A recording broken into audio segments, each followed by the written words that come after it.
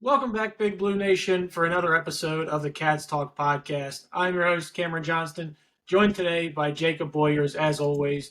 No Tyler Britton today. He's decided to take, the whole week off in observance of the one holiday day on Thursday with Thanksgiving. Happy Thanksgiving to all of our listeners as well.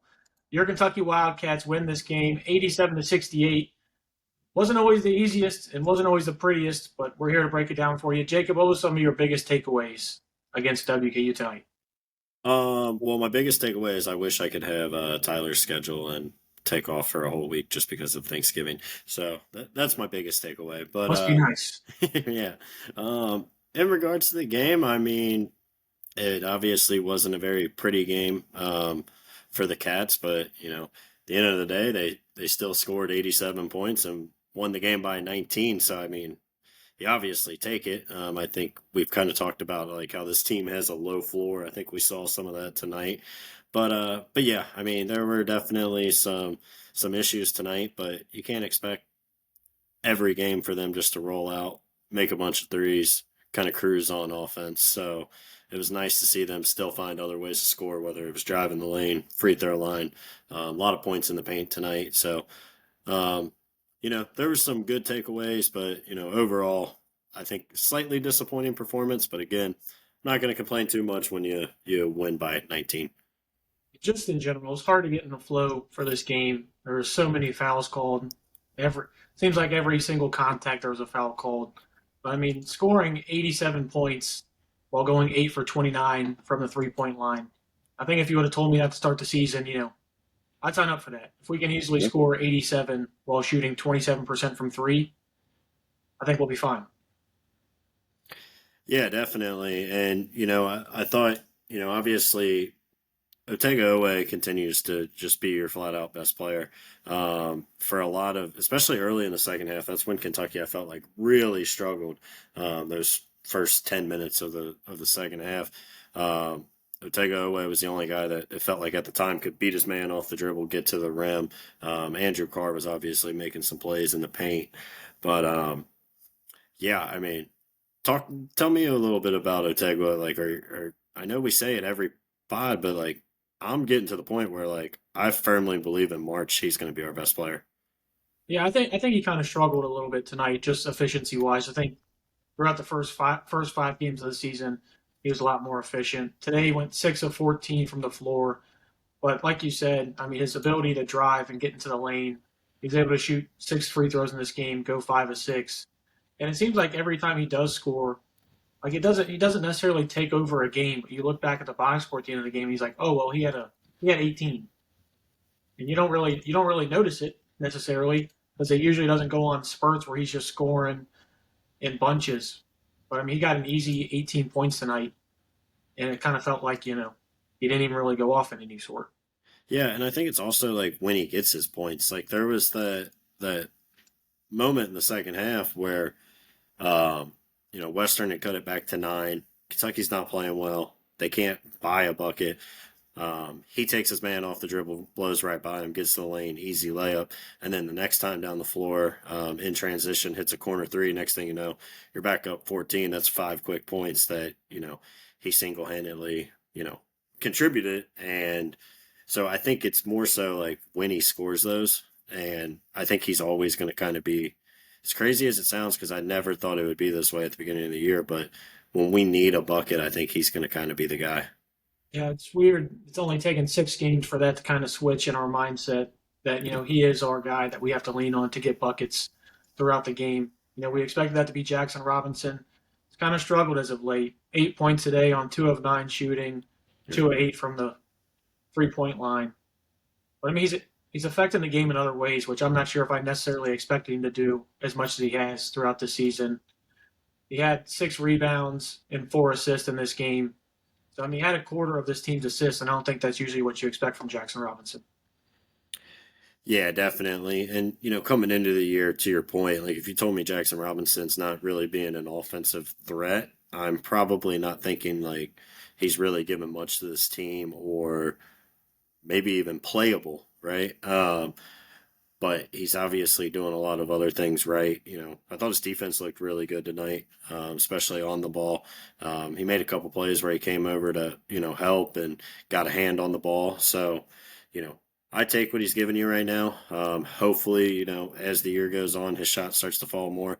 I mean, I still don't think he's shooting a bad percentage on the year from three. I know coming into this game, I heard the stat that at one point he was 8 for his last 18. So, I mean, obviously that's not what we've seen from like Kobe Bryant, but that's still a really good percentage. So, as he continues to figure it out throughout the year, hopefully he starts to hit more of those threes and, can really kind of start rolling. And then his defense is rolling along too. Yeah, and speaking of Kobe Bryant, 3 of 7. What is I, that? I I mean, was three of stunned. seven. That's that's just a terrible day at the office for Kobe Yeah. Bryant going 3 of 7. He I scores think we he jinxed scores him. 9 points in the game. Well, we definitely jinxed him. Definitely have jinxed him because since we've started bringing that up, talking about him shooting 80%, it's steadily declined. I think he's still north of 70% 3 point shooting on the year, which is Yeah. still insane to see.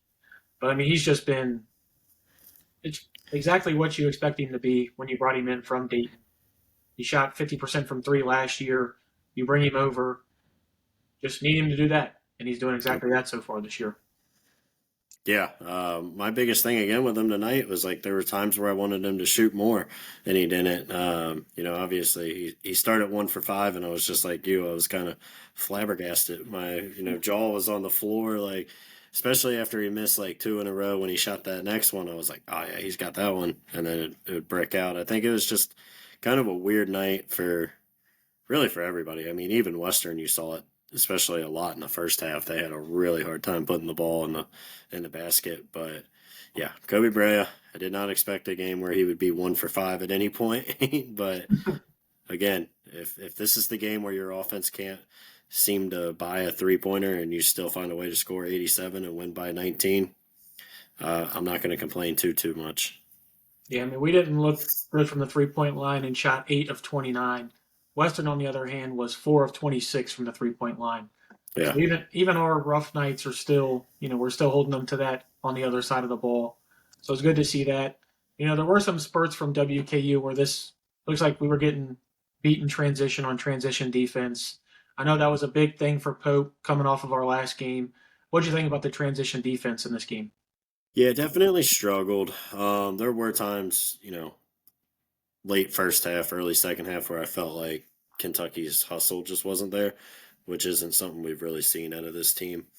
It felt like they were getting beat to every loose ball, and then to your point of transition, but like that Western Kentucky team, like that's the style they want to play, right? If they give up a made basket on one end, they're just looking, they're not thinking anything of it. They're pushing the ball down the court and getting to the lane, but definitely got to be better. I think, you know, Amari Williams really struggled in this game. A lot of those transition points came off of like his turnovers. He was better probably the last 10 minutes of the game. But those first 30, I felt like he really struggled, was trying to force a lot of stuff too much.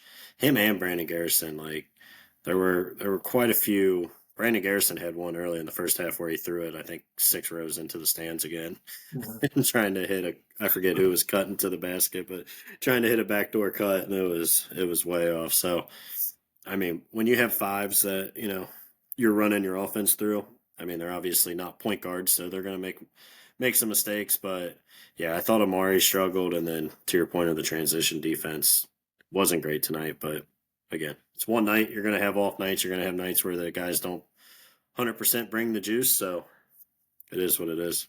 I know coming into the game, Brandon Garrison actually had a 4-to-1 assist to turnover ratio. So going 1-to-1 tonight, Yeah, it's definitely going to fair diminish enough. that a little bit. But yeah, talking about Amari Williams, I mean, 8 points. He's only 1 of 4 from the field, 6 of 10 from the free throw line. Did grab 10 boards, but like you said, 6 turnovers in this game. If we're going to run our offense through him, he's got to be more efficient with the ball. I will give him the benefit of the doubt. One of those turnovers, he made a really good play on defense, and then was just trying to quickly get the ball to Jackson Robinson, and Yeah. Robinson just couldn't really grab the pass. He was trying to go a little too quick. So one of those turnovers I do think was Robinson's fault, and it got credited to Amari. But yeah, to your point, there's only one guy I think I don't really love the offense being ran through, and it is Amari Williams. Not to pick on him, but like I can deal with not throwing him the ball in the post. To be honest, to your point of 1 for 4, I think all three of those misses were just like turnaround spin moves in the post that never had a prayer.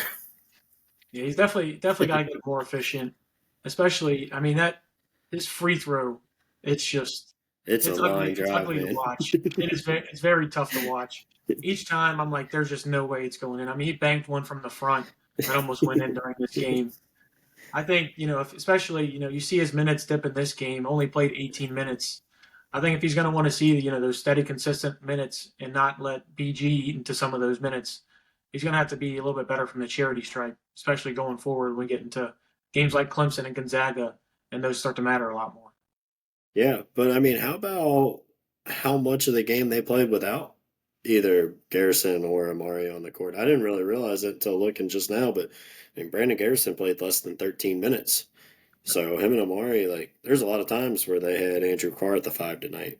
Western's obviously a little smaller, so you can get away with that. But when Andrew Carr is rebounding, to the points we made earlier in the year, we wanted to see him rebound. And my big thing was because I wanted him to play the 5, and I didn't think you could. I mean, if he's going out there and getting 10 rebounds, you feel a lot better putting him at the 5. Yeah, I'm still definitely not sitting easy on him playing the 5, especially when we start getting into conference play. But for now, it's working. But I will say what I was actually very impressed by Babacar Faye from Western Kentucky. I Faye, I'm not sure how you say it, but I tell Five you is what, what they were saying on the that's what broadcast. I couldn't tell if they were saying 5 or 5. See, that was I was that was my biggest issue with the game. For the first 10 minutes of the game or whatever, I'm like, why do they just keep calling him his number? Because Yeah. like he wears number 5. I was getting so frustrated. I'm like, can you guys not learn this guy's name? And then I realized they were saying 5, and I'm like, my. Like, I was very impressed with him, especially talking about going against our bigs who we think are pretty good and pretty legit. He had 16 points, Yeah. 6 boards in 22 minutes on 7 shots. I was very impressed by him. I didn't know. Obviously, we don't study WKU in depth. We didn't know to really expect that.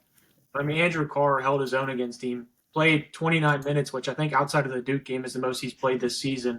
Yeah. Had 18 points, 10 rebounds, first double double in a Kentucky uniform, and even added 3 assists to that tally too on a very efficient 6 of 8 from the floor. What do you think about Andrew Carr tonight? Loved it. And, I know after the Duke game, I made the point and you weren't too thrilled about it, but like, I am liking Andrew Carr in the post. Like he had a couple really nice moves again tonight. Like if we're gonna play, if we're gonna put the ball in the post at any point and play through any of those guys down there, like I would prefer it to be Andrew Carr. I think like maybe that's just part of his game that he's really worked on. I know he didn't do it a ton at Wake, but so far this year he looks good down in the post. He's looked good in the post, but I'm always wary because we haven't faced any real big bodies yet for him to Yeah. go up against. Even in the Duke game, that comment Malawak, he's a thinner guy. It's easier to push him around a little bit. I'm worried once we face guys like Jonas Adu down at Arkansas, guys who But give him that type of body and size, kind of like a little like if I think he had to face up against Amari just in general, where well, that physicality would kind of push him around a little bit. That's where I'm worried about running the offense through Andrew Carr at that point. yeah, but like if you are playing him in a situation where you do have Amari or Brandon Garrison in the game, like when you're playing those teams, one of those guys will be out there pretty much the whole game. Andrew Carr, I think, against just about any 4 in the SEC can get that shot. So I mean, unless they're making the adjustments and switching, and then at that point, I probably feel a little better about Amari Williams going up, you know, against a 4, and I don't know if I still put him in the post, but I Yeah, feel a little I'd better expect about it. most SEC coaches and like Mark Few are going to be seeing next week to make those adjustments. Except for Arkansas, that might be the only team that might not make that make that Oh, adjustment. here we go. I got to get one little shot in while I could. Hey, hey, they look. They played a really bad team the other night, but they rolled. They Well, finally. there's a first for everything. I think they won by like 70, so they get this week off from being criticized by me. Hey, there's been a very bunch of weird things happen so far this week. UConn, as we're recording, has already lost twice, back-to-back days. Dan Hurley has lost his mind. He tried to say he like passed out or like tripped, and that's why he was laying down on the court. I still um, haven't even seen the call of why he got so mad. I'm just hearing stories and hearing his it press was conference after. And I don't, we have an older fan base at the University of Kentucky. I don't know if those antics would have flown here in no, Lexington. no. The guy is built for Connecticut. From Calhoun to him, like they're. I mean, you got to kind of be a jerk. I mean, that's the biggest jerk fan base out there. Like more than Tennessee, more than Louisville. Like those Those those are some people are strong words. no, those people are the worst. If you hear stories about like the years Kentucky played them in the Garden and stuff, it's unbelievable. They're the worst, but he fits in. He is perfect for them. Like as much as at the time we wanted him to come to Kentucky, like he is just made for UConn and to be in the Big East and to be on that coast. Like he's perfect for it. Yeah, I mean, speaking of perfect fits, Lamont Butler impressive again, even though he wasn't very efficient. I mean, I think three of his misses came on that on those offensive rebounds towards the Yeah, towards just the end towards the end of the game when he was just getting throwing his them up. stats a little bit. Made sure. So he finished with 14 points and 5 rebounds on 3 of 9 shooting, 8 of 12 from the charity stripe. Like to increase that a little bit, especially for a guard who's going to have the ball in his hands towards the end of the game. But there, I don't know what else we can say about Lamont. He's done exactly what you'd expect. Gave you 4 assists as well in this game. What do you think about Lamont's game tonight? Awesome. Obviously he didn't shoot the ball great, but if he can keep getting to the rim and getting fouled and, you know, 8 of 12, not the best percentage, but by no means bad. You take that over the course of the year, I think if you got promised it. Um, he had that really nice pass to Andrew Carr in transition, the no look one, that got me pretty excited. Yep. But yeah, I thought he's just a guy that we say it every time. I don't think he cares about the stat sheet. He's just going to come out. He's going to defend his butt off. He's going to make a lot of great plays defensively. He might miss a couple layups. He might miss a couple free throws, but he's going to go out there and give you everything he's got. And he's one guy whose motor's always running, and he's not scared. He's not scared to attack the basket. So we just got to kind of give him a fall a little more. Yeah, we got to get those little easy bunnies to fall around the cup because I feel like we're having this is like the Kentucky football podcast and talking about a trip inside the 5 and not scoring points. That's kind of where we're at so far with the Lamont Butler missing a layup each and every game. Yeah, he did have a couple like weak fouls tonight where like it would have been nice to see him convert a couple of those and ones. There weren't a ton of contact on him, but Yeah, I mean, speaking of the contact, I mean, we drew 29 fouls in this game. oh my gosh. Lamont led the way with 8, Andrew Carr with 7, and Amari Williams with 6. I mean, don't get me wrong, a lot of these were ticky tack, but it was good to see that we realized the three wasn't falling, and we were able to attack the paint and get out in transition and force those easy fouls. Yeah, that was mentioned a couple times on the broadcast, and like I couldn't agree more. Again, Kentucky only makes 8 threes, but scores 87 points. They found other ways to do it, whether it was free throw line, to your point of just attacking the paint. Um, you know, when Andrew Carr has 18, you know, he didn't make a three, did he? Nope, missed the only one he took. So, you know, getting him in the paint, getting him driving, you know, and like the way this team cuts, I know we obviously talk about it every podcast, but like it's unbelievable the offense that they run and the way Pope frees those guys up. And tonight they realized they weren't making threes. He wasn't freeing them up for the 3 pointers. He was getting them back doors to the basket, and Western didn't have an answer for it. Yeah, Western definitely didn't have an answer for it. I think that's where that size kind of really showed, and especially when Babacar went out with like 8 minutes left in the second. That's kind of when we took over a little bit more. But how about speaking of one of those 8 threes made? Kerr went 2 of 5 from the 3 point line, with one being from the logo. What do you think when he pulled that one? That one, I might have gave a little. Oh, okay. Yeah, when that one flew off, wasn't super excited when it left his hands, but the guy plays with no conscience, so you're gonna have that all year, and you know that's what we love about him. Yeah, it was great. It was great to see him getting in this game, especially. I mean, he had 11 minutes in this game, finished with 8 points, 4 rebounds in 11 minutes. Just that spark that you need just off the bench, Yep. especially in this game. We were kind of dragging throughout the entire game. He came in spurts and gave us scoring, honestly, in bunches. Eight points in 11 minutes is really good, especially for what at this point he's probably your fourth, fifth guy off the bench almost at this point in time. So it's great to see that. Yeah, and tonight we obviously still played 10 guys, but it did feel like Pope kind of shortened the rotation a little bit. Like you didn't see nearly as much from Amador. To your point, Kerr just under 12 minutes, Garrison barely over 13. Like for the vast majority of this game, it was really just kind of those six primary guys, and I mean, even Amari was under 20 minutes, so it feels like he's really like Jackson Robinson and Otega both over 30 minutes. I don't know if either one of them have played over 30 minutes till this game. Um, does feel like Pope's maybe shortening the rotation. I know that's something I mentioned. Like, do you think that's kind of a trend we continue to see, or do you think it reverts back to kind of what we saw in the Duke game?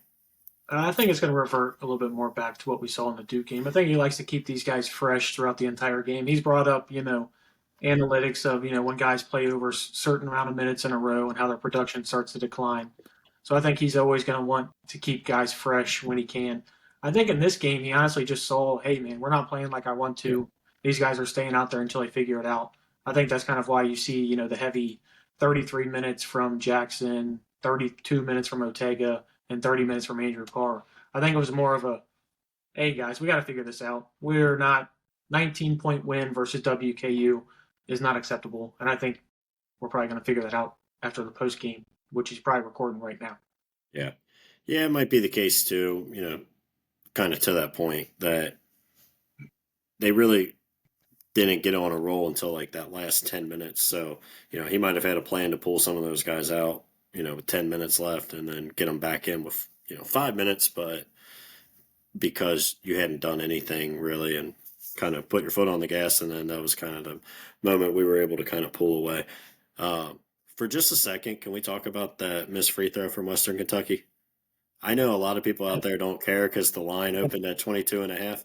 This guy right here, not to toot my own horn, waited till the game started, grabbed minus 18 and a half early in the first half. So that missed free throw by, I don't even know which guy it was. I think it was it Jackson? I think it was Jackson. But I would like to thank that guy. You get a McChicken on me. Personal McChicken from Jake. What I'm not going to let you do is toot your own horn when you had a score prediction of 103 to 69 for this game. You were a little off on this one. We all were. We all obviously had the Cats winning. I think we all expected this to be in a little bit different fashion, especially when it got down to, was it 7 points with about 8 minutes left in the half? Yeah, It was a little concerning. I'm not going to lie to you. it was, but kind of to my point earlier of the floor, like you can't expect these guys to come out and play great all 41 games that they have this season. So if you can still find ways to score, still find ways to, you know, the effort for that period was probably the most discouraging thing to me. But again, it's hard to get up for every single game over the course of a 32 game regular season. So Yeah, it's I don't one know game. how I'll let it I don't know slide. how we couldn't get up and ready for the BBN Invitational Championship. Well, maybe it was just a little bit of nerves, big This time game. this was the tournament championship against the Hilltoppers and the Blob. You see that dirty little red mascot rolling into your arena Oh, for a stop. championship? You better get up and ready for that game. Unfortunately, it kind Yeah, of felt like we weren't, even though it's crazy saying all of this. We shot 27% from three, still scored 87 points and won by 19, and we're really not happy with how the game went. yeah. It's a lot better than the feeling of UNC Wilmington a year ago, where you don't play Yeah. good and you're walking off Rupp Arena like, what the hell just happened? So like that's kind of my point. Like obviously I wasn't thrilled about how this game went, but at the end of the day, you still won by 19 against, you know, I don't know how good Western's going to be in their conference, but they seem like a solid basketball team. Like, I can't imagine they'll be awful. Yeah, man. I think to this point they're probably what would you say the second best team that we've faced up against. Yeah, yeah. I mean, I feel like they're probably pretty similar to like Wright State, who I know we cruised by, but I think we were just playing really well that game. Um, so, and you still win by 19. So I know I keep saying it, but it's how I feel. Like I can't be too disappointed in the win. Yeah, I'm never going to be disappointed in a win. Just trying to find ways to try to look at it from Coach Pope's perspective and try and find ways Absolutely. for his team to get better, even when you do win by 19. Because once you get complacent, we saw Yeah. complacency, and that was kind of what we've been dealing with for the past couple of years, and that's why everybody's so enthusiastic about the Pope hire and Yeah. why everybody's behind him so far. Yeah, to your point, I don't think like Mark Pope's going to be super thrilled about this game, um, but I do think there's going to be some stuff he will be happy about, and it's again just finding ways to kind of keep chipping away and finding ways to score when your shot's not falling. So I think he'll take those as positives, but yeah, I think there will be some negatives he'll talk about in his post game as well. Yeah, I will say him going into the locker room at halftime is probably one of the most like upset I think I've ever seen him. I don't think I've ever seen him without like a smiling grin from ear to ear and without being just like a Yeah, bundle of joy. But he kind of looked like he was a little upset with the team at halftime. And I think he's probably going to continue that into, post game press conference that he's doing now. And I think this team, I'll tell you what, when they play Georgia State on Friday, I think you'll see this team really tuned up, especially after tonight's game. is that where we start predicting like 120 again? It might be. Georgia State is not a good team. It's not a good team at all. uh, But yeah, going back to Georgia State, we play them on Friday. Georgia State so far this early in the season is 3-3 with a loss to Mississippi State by 35. cool. Mississippi State's supposed to be one of the worst teams in the conference this year, and they lost to them by 35. So Yeah. it's hard to predict a win by a lot of points, but I would love to see that opening line on either DraftKings or FanDuel and just hammer the spread with Kentucky because feels like until this game, they really weren't. Vegas wasn't necessarily catching up to how well we were beating these teams by how many we were. So I'll be looking forward to making some money Friday, the Kentucky Georgia State game. Yeah, they just scored 50 against Austin P. Yeah. So I mean, they might have a hard time keeping up with the Cats. Yeah, hopefully Kentucky can just kind of knock this game, knock this game off, come out, shoot the lights out and Rupp, and yeah, I'll think about it when we get closer to predictions, but I might be pushing 120 again. I We're due for I might be right there with you. They lost to Austin P today, 62-50. They play Tulsa tomorrow, and then they play us it. on Friday. So they're playing four That's a games long week. in a matter of a 1 week spell. So you're going to get a tired Georgia State team on top of them just not being a very good team in general. I expect the Cats to come out and just absolutely roll. Yeah, completely agree. Can I vent about something for a second? Can I go back to this Western game here? Go ahead, vent away. I know it benefited Kentucky, and as a guy again holding the 18 and a half ticket, like obviously thrilled about it. Every point mattered. But in college basketball, what in the hell are we doing with this review of goaltending 5 minutes later? Like that's the biggest joke out there. Why? Like like insane. Like how can you like imagine if Kentucky's playing Duke and it's a 4 point game and then they come back 5 minutes later and be like, hey, that goaltending we call, we're actually going to take it off the board. You're down six now. There's 2 minutes left. Good luck. Like, that's absurd. So that's my event for tonight. College basketball's got to fix that. If you're going to make it reviewable, whatever, go to the monitor right then and there, or just like have a guy watching the replay the whole time and just signal right away, yes or no. Especially when Like, it's already a dead ball. It's not like there was anything else after the play with that Amari one. Glad he got the extra rebound and the extra block uh, put up again, to his tab because I had quite the parlay working. Didn't work out for me. Jackson didn't really hold up his end of the bargain for me. But yeah, I completely agree with you, especially in closer games that where it was really going to matter. I mean, I'm going to be furious. I go to the bathroom, come back from commercial break, and we're down an extra two. Yeah, I know. Or We're our like, what lead the just got like? cut. What happened to our points? Like it's absurd. But again, as a guy holding an 18 and a half ticket, I'm not going to complain too much. But that is a rule college basketball needs to figure something out with. Yeah, we're definitely just giving a warning. So later in the Right. season, if we go on a 10-minute rant about this, we'll say, "Hey, listen, we brought this up very Yep. early into the season." We brought it up when it wasn't beneficial for Kentucky, so we'll definitely complain if Kentucky ever gets hurt in it. But Yep. just a dumb rule. Especially with the amount of eyes that are always on Kentucky games. ESPN's covering the game. They got somebody sitting there watching this replay the entire time. Just a quick jog over to the scorer's table. Yeah, it was goaltending, or no, it wasn't goaltending. Just Figure it out give, then and just there. give some guy a microphone for all I care, and just have him announce it to the whole arena. But like, you can make it quick. Like, we don't have to go to the monitor for 10 minutes. Like, let's or I don't know. Don't even make it reviewable. I don't care. But to go Yeah, back 5 minutes later is a bit absurd. yeah. Only bad thing about college basketball is it feels like anytime they do go to the monitor, it is a 10-minute I ordeal know. for the most part, which is something college basketball in general has just got to work on and got to get fixed. Because I mean, you're seeing it in the NFL where it's just like, nope, that wasn't a catch. They buzz it down real quick, stop the Yeah. play, stuff like that. So obviously, it's capable of being done, and especially for big programs like Kentucky playing, you expect all eyes to be on it. Yeah, I agree. I mean, figure it out. I don't know. We're gonna complain about it. We're gonna bitch and moan about it. Nothing's gonna change about it. Every what Duke game felt like the final 2 minutes were an hour long.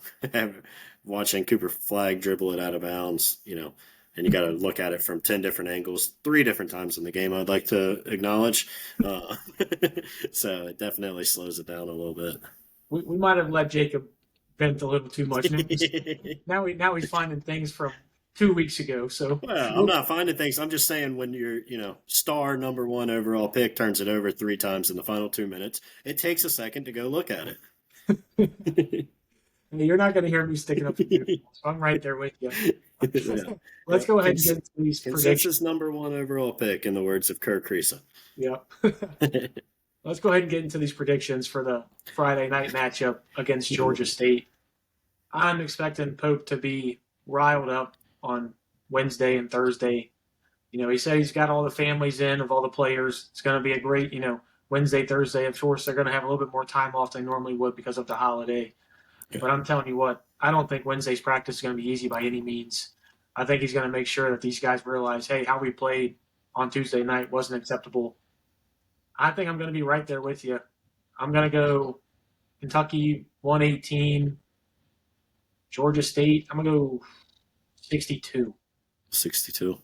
Saying big, Um, big win. yeah. Yeah, I agree. Big win.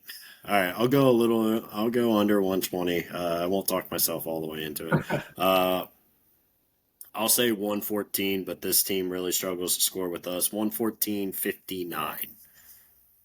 So we Um, only got a 1 point margin of defeat difference in those picks. I love it. I love it. Great you minds know, usually think alike. I'm not saying we have great minds here, but we're trying at least. I will say, since you made a comment about my score prediction being so far off, I think I was the one that picked Andrew Carr to be MVP. And I would say it was either him or Oweh tonight, but for sake of my argument, I'm going to pick it was Andrew Carr. Yeah, He I had a double believe it. double, 18 and a double double. That's the MVP of the game. Yeah, I believe I picked Amari Williams, and he didn't play his best today. Yeah. Stat line looks a little better than he played, but yeah, I'll definitely give you your flowers on that one. You got the MVP correct for this week. Wow. So who are you thinking for MVP of the Georgia State game? This is the kind of game Jackson Robinson eats. Like We I need it. don't like this is kind of like that one the other night. This is one where you just give him the ball, let him go shoot 12 to 15 times. I can't imagine. I don't know much about Georgia State, but I don't see anybody on their team being able to guard him. So I'll go Jackson Robinson bounces back. Yeah, I'm gonna take some plus odds here. I'm gonna go with Kirk Risa. I think he's gonna find a Ooh, lot. I okay. think he's gonna find a lot of minutes in this game. He affects the game in a lot of ways, like we talked about in this game. In 11 minutes, he had 8 points and 4 boards. Yep. Actually, didn't have any assists, which is kind of crazy for him the way he pushes the ball. I expect him to have a big game, especially maybe easing up on Lamont and Jackson, getting them a little bit of off time going into the schedule that we have next week with Clemson and Gonzaga. So I'm gonna go ahead and take the long shot. I'm gonna go with Kirk Risa. Good point. Good point. Real quick before we get off of here, it's it's it's upsetting that Tyler's not on here tonight. Did you see Pope giving a lot of praise to Trent Noah today? I did. I did. I heard the press conference. He also gave the shout out to Walker Horn. So I don't know Yeah. how much to read into that. Then All I heard was him say that Trent Noah ran the scout team as Cooper Flag, and now I'm thinking sophomore year Trent Noah is going to be better than Cooper Flag. sign me up. Sign me up. I'd love for Tyler just be running around in a Trent Noah jersey 24/7, saying "I told you so." If that's what we end up getting out of him. But yeah, I thought it was funny that the night he's not here is the day that Pope gave all kinds of praise to him. That being said, Kentucky plays Georgia State Friday, 7 p.m. It's going to be on SEC Network. Also, big weekend for our football cats. Last game of the season. Better season. It's Louisville hate week. What else can we say? We all hate Louisville here. I'm from Louisville, and I hate Louisville. And that just kind of shows you what it is. They'll always Raised be our right. little brother. Yep. Yep. Cutter time, and God, let's hope they do it because I cannot listen to Louisville for a year. You got any predictions for me in this game? I'm throwing you on the spot here. You got anything for me? I'm going to take the Cats. Cutter plays well. Finally score over 20. I'm going to go 27-24 walk-off field goal. Maybe add a little bit to Alex Rayner's Yep. Grozo Award campaign. Yeah, maybe even a long one, a nice little like 48 yarder, and he splits it right down the middle. Hey, sign me up for that. I'm always good with kickers being heisted at the end of football games. Coming from the specialist over here, so I am a okay with it. I don't even remember what I picked on the football podcast. All I know is it's time to kick Louisville's ass. It's that week. Yep. Let's kick Louisville's ass this weekend, and then let's do it again on the basketball court in 2 weeks. Oh, We'll be we're gonna there, kick their ass on the ready, basketball court. watching the game. We might put more effort in than the fellas. I'm not sure, but I'll be down there slapping the floor. Give me a little bit of Kirk Risa. I might grow out a little bit of a mustache if you can find a way to get it done. Yes, sir. All right. That is going to be it for us. Thank you for joining another episode of the Cats Talk podcast. I'm your host, Cameron Johnston. He is your host, Jacob Boyers. Be sure to check us out on YouTube, Spotify, Amazon Music, iHeartRadio, wherever you get your podcasts, we are on there. Feel free to like and subscribe. Leave us comments, questions, whatever you got for us, and go Big Blue. L's down, baby.